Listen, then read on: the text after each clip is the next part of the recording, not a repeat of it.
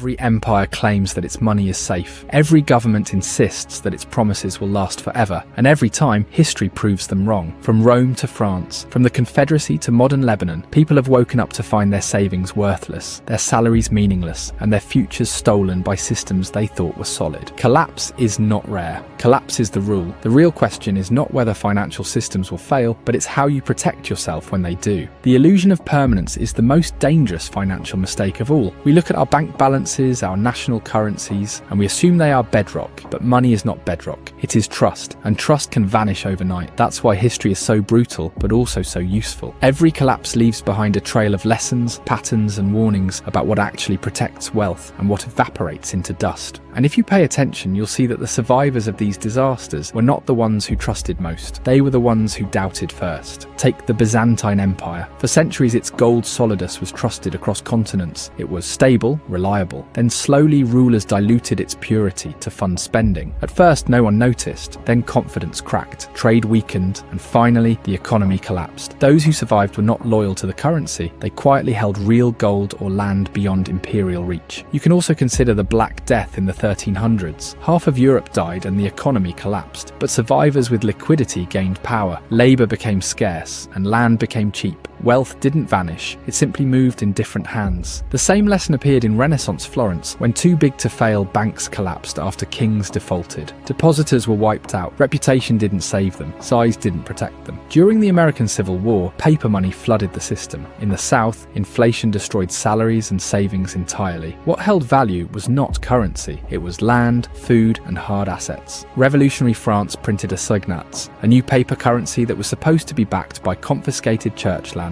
and revolutionary ideals. On paper, it sounded safe. In reality, the government kept printing more and more to cover its spending. As more assignats flooded the economy, each note lost value. Prices rose quickly, wages could not keep up, and people realized the paper in their hands bought less every week. Trust collapsed. Soon, farmers refused to sell food for assignats at all. They wanted silver, gold, or actual goods instead. Bread could no longer be bought with promises. Once people stopped believing in the money, it stopped working. Trust was gone, and so was the money. Fast forward to 1997 in Asia, when currencies collapsed almost overnight, turning savings into dust and making foreign debts impossible to repay. In 2008, banks failed, homes were lost, and ordinary people paid the price while financial institutions were rescued. In 2019 in Lebanon, banks simply locked their doors. People woke up to find their own money trapped, while the currency lost most of its value. Different eras, same outcome. Banks froze, currencies collapsed, and ordinary people paid the price. History keeps repeating one message, that institutions protect themselves first. And paper promises always fail, but real value survives, because people will always need tangible things like food, land, skills, energy, and useful goods, things that still matter even when money doesn't. Those who make it through collapse are never the ones who trust the system most. They are the ones who diversify, doubt early, and hold assets or skills that cannot be printed away. Collapse is a tragedy for the unprepared, but for those who understand history, it is also a transfer. The question is not whether systems fail, because they always do. The real question is simple. When the trust breaks, will you be holding promises or something real?